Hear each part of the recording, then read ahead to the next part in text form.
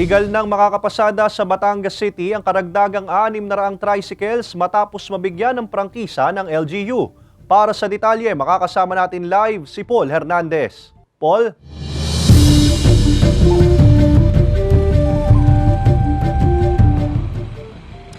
Yung paggagawa dito mga bagong prangkisa ay pagbibigay rin ng proteksyon hindi lamang sa mga driver kundi maging sa mga pasahero.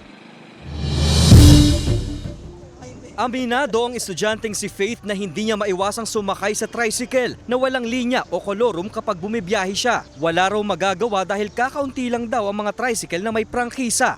Hindi ko na po inaalam kung may prangkisa po ba ng tricycle or safe po yung pagdadrive. Para tugunan ang kakulangan ng mga tricycle na legal na pumapasada, higit 600 prangkisa para sa mga driver at operator ang inilabas ng Transportation Development and Regulatory Office o TDRO nito lang Martes. Itong mga lugar na binigyan natin ng prangkisa para sa mga tricycle ay doon lamang sa mga lugar na walang sapat na mode of transport para sa ating mga kababayan. Kumbaga limitado o talagang walang biyahe ng jeep.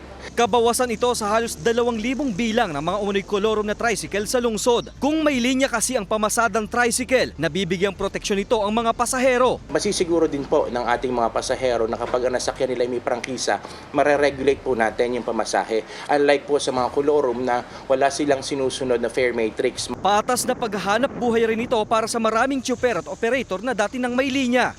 Oo, pare-parehas na ngayon.